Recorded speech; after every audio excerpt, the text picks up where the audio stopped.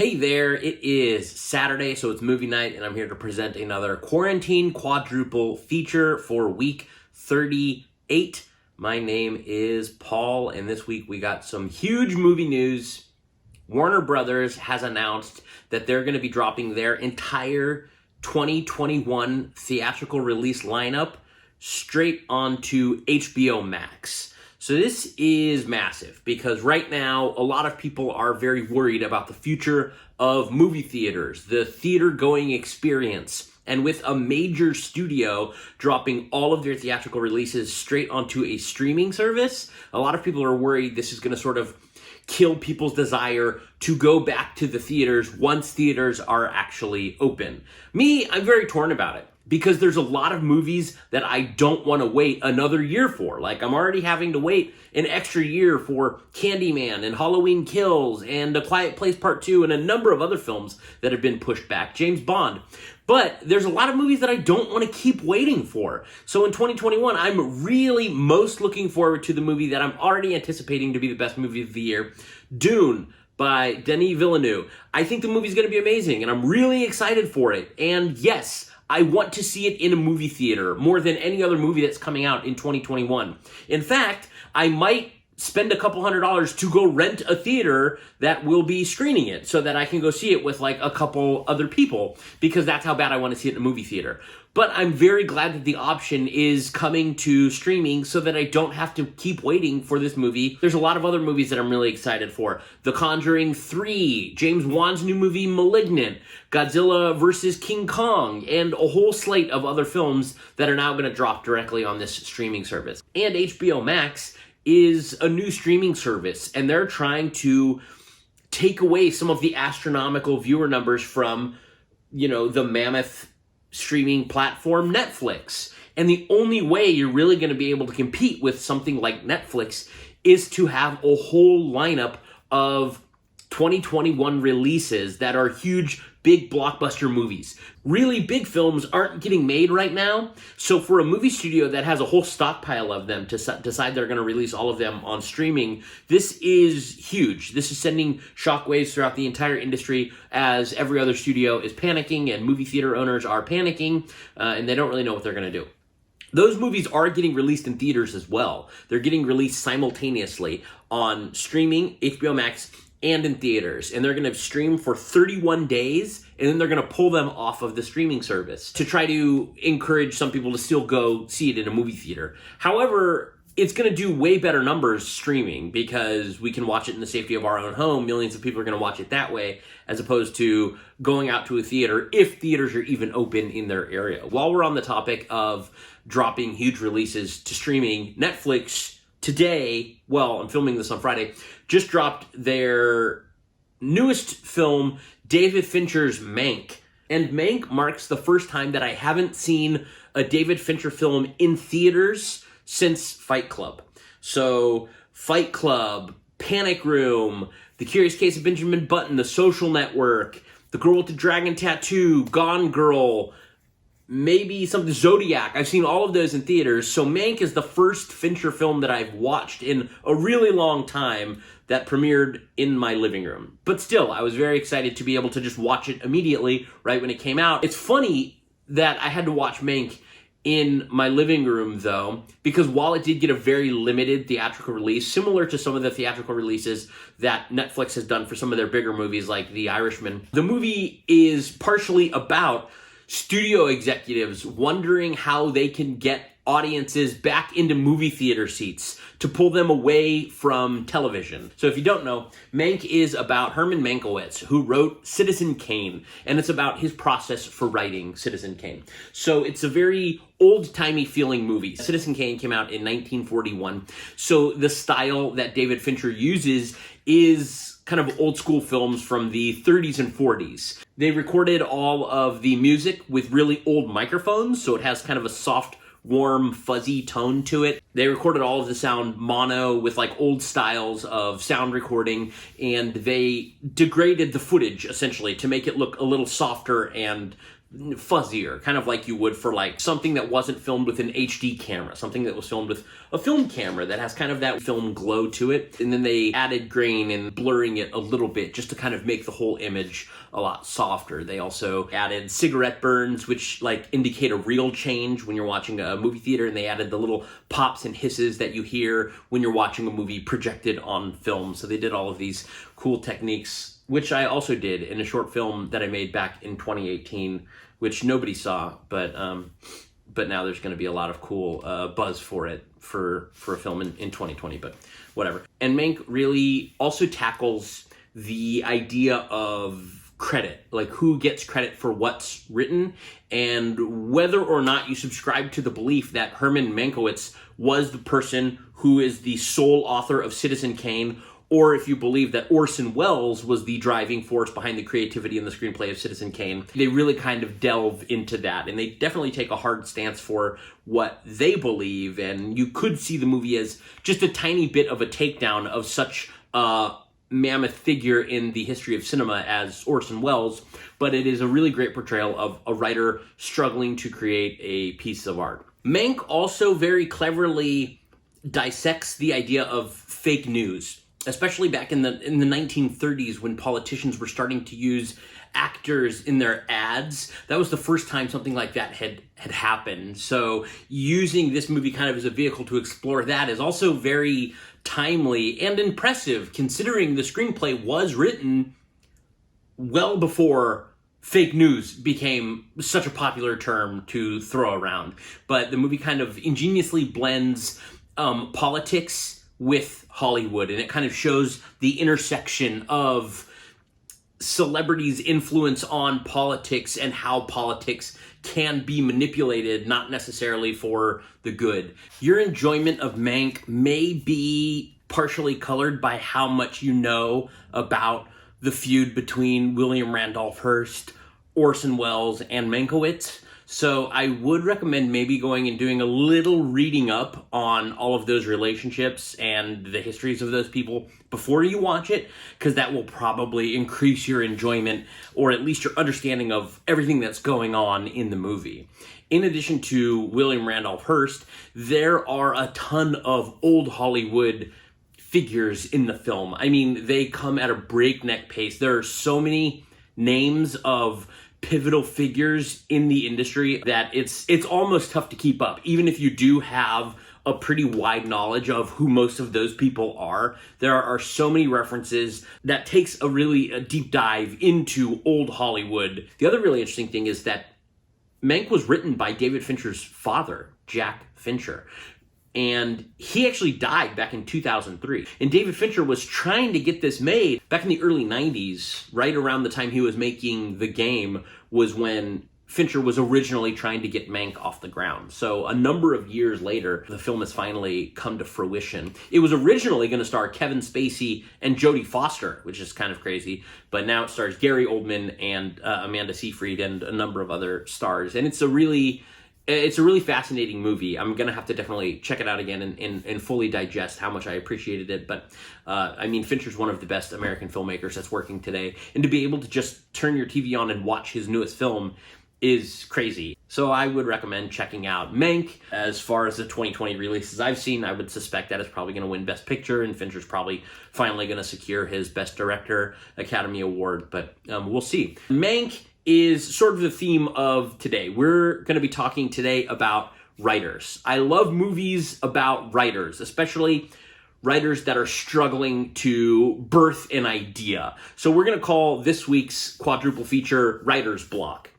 Writer's block isn't actually something that I really believe is a thing. I think a lack of preparation and a lack of motivation is certainly a thing, but if you're well enough prepared and you just go in and do the work, then you shouldn't really hit writer's block snags. I think writer's block typically happens because maybe you're going through like some form of depression, or you just haven't prepared enough and you don't know how to get to the next scene. And I will admit, even though I don't necessarily think writer's block is an actual thing, I have been struggling to put pen to paper throughout the course of quarantine. And it's not like a mental block that I can't do it. It's literally just a lack of motivation. So it's been tough for me to go and sit down and make myself write. And I've still been doing stuff, and I've still been like making short films, and for like 5 of the short films, I made them without a script. So I basically kind of like come up with what the lines were and the gist of the story and remember all of that as I just went in to start filming it without any sort of a script.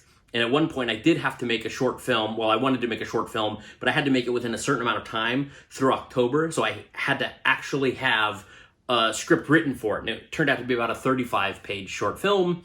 And, you know, when I was motivated and like focused and had a deadline, I just sat down and wrote it, and I got the first draft done in a day. So even though 2020 has not made me feel particularly motivated to really just sit down and write. And it seems like that's affecting everyone different. Like I have, you know, people I see on social media that are like, you need to get work done. I've written 3 scripts in quarantine, or I wrote a whole novel. And it's kind of just like, well, okay, good for you. I don't think most people are operating that way, but I mean, whatever you can do to motivate yourself to get off your ass and actually get writing done is obviously going to be a thing. But I can certainly understand why people buy into the myth of writer's block, and I do think it's a very fascinating thing to explore in real and fictional characters. The theme that I wanted for this week was using writing as a vehicle to explore the mind of writers and really blow up the world into something big and extreme and insane.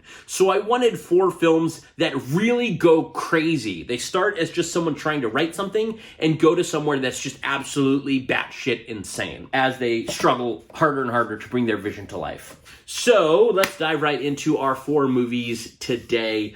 First, we're going to watch maybe my favorite movie about a writer. It is Spike Jonze's masterpiece, Adaptation, written by Charlie Kaufman, one of the most brilliant and insecure screenwriters that exists.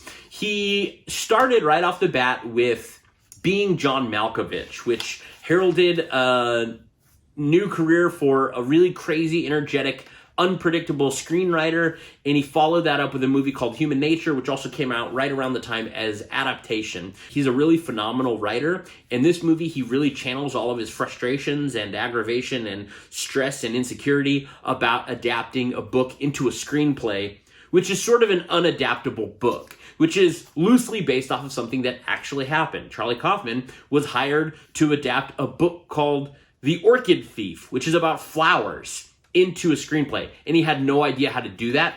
So he wrote a movie about him struggling to turn The Orchid Thief into a screenplay. That's what this movie's about. He also added a twin brother that Charlie Kaufman does not actually have. So he created a character of a twin brother who is also dipping his toes in trying to be a screenwriter and is finding way more success way earlier than the struggling actual writer of the family Charlie Kaufman has faced. And Nicolas Cage plays dual roles as the Kaufman twins. And it's one of those, like, knock it out of the park Nicolas Cage performances. He was nominated for an Academy Award for this. It also stars Meryl Streep and Chris Cooper, who won supporting actor. Brian Cox brilliantly portrays Robert McKee, who's this very famous writing guru who wrote the writing book Story, which I would strongly encourage any writers or aspiring writers out there to read. Story really helps you learn how to break down a script and make an idea into something more tangible and kind of the process of how stories are typically laid out. So Story by Robert McKee really breaks that down beautifully. Definitely read that one. So I really love Adaptation. It really captures the trials and tribulations of being a struggling writer, the insecurity that writers regularly face, and it really dives headlong into storytelling, the art of storytelling, what it takes to tell an effective story, and it's just a really fascinating portrait of a writer struggling to work. Movie number 2 is also one of my favorite movies about a struggling writer. It is the Coen brothers' Barton Fink. Joel and Ethan Coen are prolific screenwriters. They've written a number of really fantastic films. They've won Academy Awards for screenwriting. They're really great screenwriters. And this movie is their deepest dive into what it means to actually be a struggling writer. This movie stars John Turturro as Barton Fink, who is a really successful playwright in New York who gets pulled into Hollywood to write a screenplay for a film. So he gets put up in a hotel where really bizarre things are happening. And it's a really kind of slow burn for how crazy the movie gets. But by the end of the movie, it has reached peak insanity, sort of like Adaptation as well. It also stars John Goodman as his neighbor in the neighboring hotel room. And John Goodman is a Coen Brothers regular, and he's really fantastic in this movie as someone who may or may not be harboring a darker secret than he's letting on for his buddy Barton Fink. And this is a really interesting glimpse of the Coen Brothers' view of old school Hollywood, of the relationship between writer and producer and director, and how they're essentially feeling like the low man on the totem pole. And it's totally insane. It's probably the zaniest, most up for interpretation Coen Brothers film that there is, which is really saying something, because some of their movies are a bit oblique with what they are going for the meaning. But this one is really out there and up for interpretation. But it's a brilliant portrait of a writer struggling to work. Okay, movie number 3. We're kind of going in descending order. We started with the most recent film, Adaptation, which I think was 2002, and then we go back to 1991-ish for Barton Fink, and that's the same year as David Cronenberg's Naked Lunch, from a novel by William S. Burroughs that was rumored to be unadaptable. You could not make Naked Lunch into a movie. David Cronenberg kind of makes these impossible visions anyway, so it seems like the perfect source material for such a zany, unpredictable filmmaker as David Cronenberg. So Naked Lunch is about an exterminator who is using his bug powder that he uses to kill bugs as a drug. Him and his wife are addicted to this bug-killing, exterminating powder. It stars Peter Weller as the writer, who famously portrayed RoboCop in Paul Verhoeven's masterpiece. He gets hired on this very mysterious mission to write something, and it really gets insane. So I think Naked Lunch is a really interesting portrayal of someone trying to create while under the influence of these fictional drugs and having visions of monsters and giant bugs. There is a lot. This is a gross movie. It's a really brilliant, bizarre, strangely beautiful film, but, you know, be warned, Naked Lunch is a little gross as well. There are these big bugs and big creatures. His typewriter turns into an insect, and then he gets writing stolen from him, and people are taking credit for the writing that he doesn't even really remember doing anyway. So it's a very interesting movie, and it also tackles the subject of, is the author the actual owner of that material? Who's going to get credit? There's also a lot of phallic and vaginal and anal imagery. So there's this bug that's talking to him in its mouth. It just straight up looks like a butthole. And it's really gross, and it's wet, and it's slimy, but it's also sort of fascinating to see the creature designs and see these very sexual organ looking creatures that are having discussions. It's really it's a trip. You got to see Naked Lunch if you haven't seen it. Okay, movie number 4. I actually really struggled between two films. What I've ultimately come down to is one of the greatest movies about a writer struggling to write, but I'm going to talk about the other movie as well. Stanley Kubrick's masterpiece, The Shining.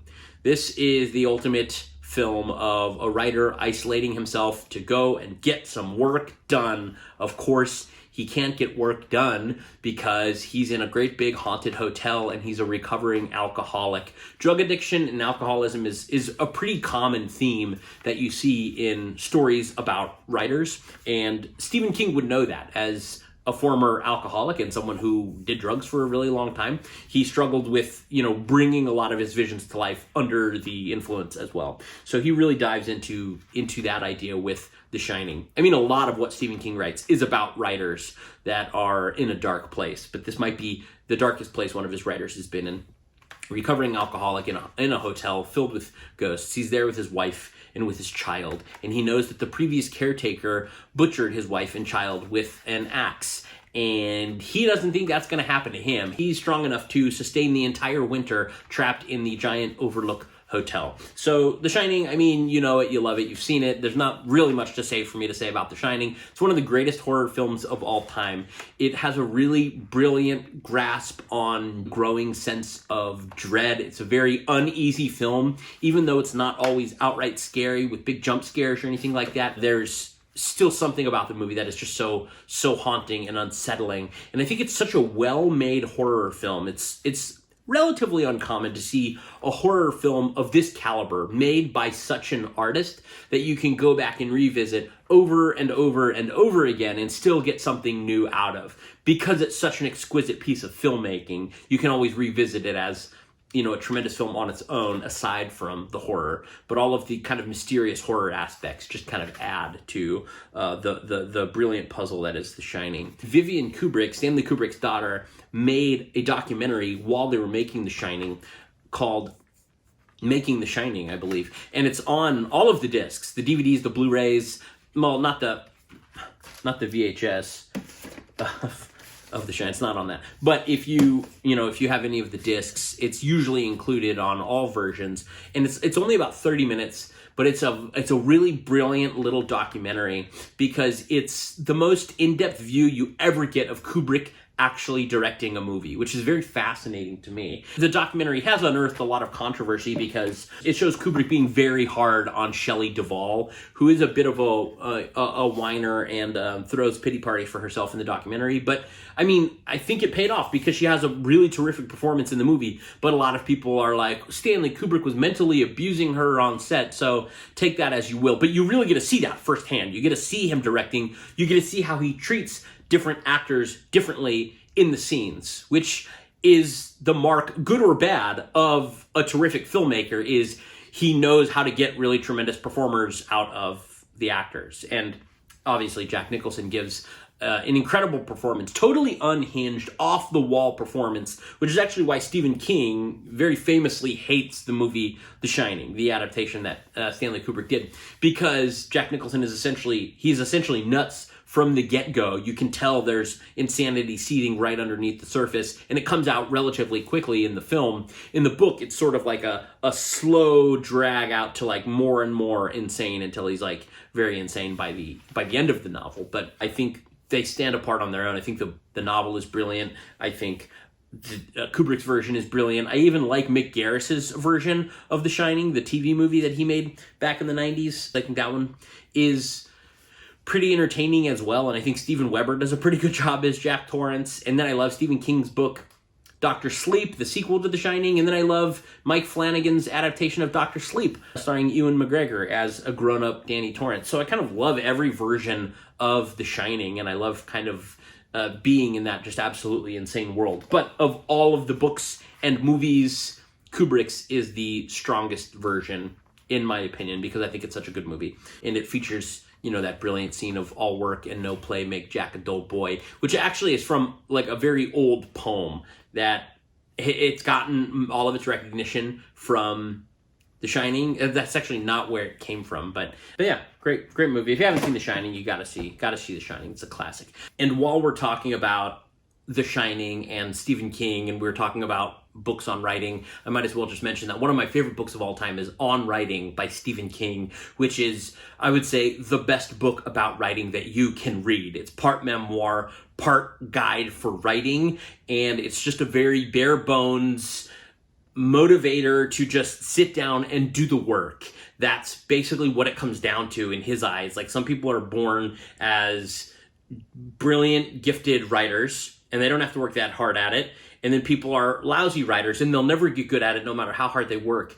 But most people are somewhere in the middle. You're probably not a genius, remarkable writer. You're probably a somewhat average writer. But if you just sit down and put the work in, you can become a better writer. He thinks average writers can turn into really good writers. You know, discipline yourself to do it every day. So On Writing is one of the best things Stephen King has written. It's my favorite book about writing, and I would definitely recommend checking that out. If you have any interest in Stephen King or the process of writing at all, definitely read On Writing. Now, the fourth movie that I was very close to deciding instead of The Shining is Paul Schrader's Mishima, A Life in 4 Chapters. The reason that I ultimately decided to go with The Shining is Mishima isn't really about a writer struggling to create.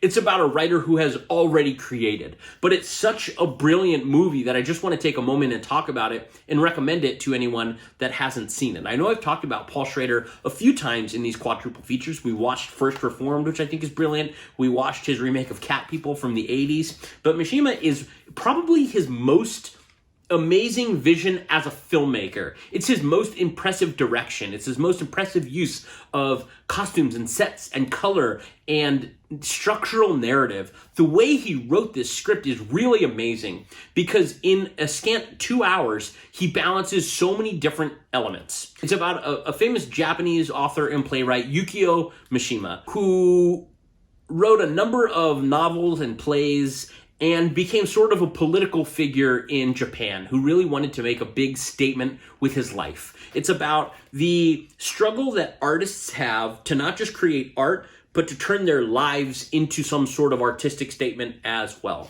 So the thing that's really brilliant about Paul Schrader's Mishima is that it actually takes works of the actual author and adapts them sort of into small sections of the movie, like a 20 or 30 minute segment. So the movie is broken up by the last day of Yukio Mishima's life as he goes to do something. A very pivotal day in his life, obviously. And it goes to flashbacks of his life, and it goes to things that he wrote that have been adapted into this movie. And I know that sounds like sort of a mess of a structure, but it's really not. It's a life in 4 chapters, so it's broken into 4 chapters, and it's a very clean exploration of this guy's life. So when you're seeing one of his works adapted, it's almost like it's in like a theater or like a black box stage. And this is a technique that you see in Lars Van Trier's Dogville or Manderley, which we watched previously in one of our quadruple features, but he has very artificial sets that are painted in really extravagant colors. Like the color scheme of this box, like gold and green and like kind of beautiful autumn colors for one of the stories. One of them is very pink and neon and really kind of visually extraordinary, the adaptations of his works. And you also see flashbacks within all of these of Mishima's actual life, of pivotal moments that have happened in his life that have influenced the work that you're watching. And all of the flashbacks are in black and white. So just the last day of Mishima's life that the movie is following throughout the entire film is just kind of like a normal cinematic vision. Like it just looks like a normal movie. And then the adaptations of his work are very stylized and visual and almost artificial, but in a really beautiful way. And then the flashbacks in his life that are punctuating all of the stories are black and white. So the visual motif of the film, you can always tell exactly where you are in the story. So it's never confusing. It's a really amazing movie about a guy that I knew very little about. So I highly recommend Mishima, A Life in 4 Chapters, and this was very close to being my 4th recommendation. However, it's not really about him struggling to write. We're kind of seeing all of the pieces that he wrote already completed, and he's sort of done with the portion of writing in his life when we're following along on his last day. He's trying to do something bigger than all of the pieces that he's written. He's trying to make a statement about his own life at that point. So highly recommend Mishima, A Life in 4 Chapters. Now there's a little French thriller called Swimming Pool by Francois Ozon, starring Charlotte Rampling. It's very simple, but it's about a woman who goes to the French countryside and she's staying in her editor's house as she's trying to write her next book, and then her editor's daughter shows up and is staying in the house with her, and it's about the conflicts they have and how that inspires her to write, but it also frustrates her in the relationship they have with each other, and it turns into a little bit of a thriller. Very erotic, very steamy, so it's kind of a sexy movie, and it's pretty solid. It's not gonna blow your wig all the way off, but it might blow your hair back a little. I enjoy Swimming Pool, very simple little thriller. And then there's one that a lot of people really love, and to a degree, I understand it, and I'm going to recommend it tentatively for the visual style of the film. Fear and Loathing in Las Vegas. But I would argue it's not really about a writer at all, It's kind of like this character that is loosely based off of Hunter S. Thompson, who wrote the book that Fear and Loathing in Las Vegas is based off of with the same title. And it's about another writer who is taking this trip with his lawyer, and it's all about all the drugs they're doing. And it's almost like the cinematic equivalent of getting cornered at a party by like a fucked up dude who just wants to tell you about how much he's drank that night or how many drugs he's done in his life. And it's just a little self-aggrandizing. It's just a little self-important. and it's kind of a repetitive loop of him doing drugs and getting fucked up, and then going to another place and then doing drugs and getting fucked up. Why I do like the movie is Terry Gilliam has a very great visual style, and I think he has much better films than this. However, this is, I think, one of his only films that's actually about a writer, so I'm just going to talk about it real quick, because he does a lot of really interesting stuff with the sets and with his direction. He's one of the more visual directors that's out there. There's a real standout scene where he goes into a bar and he's like tripping, and he thinks everyone in the bar is like a lizard, like a dinosaur almost.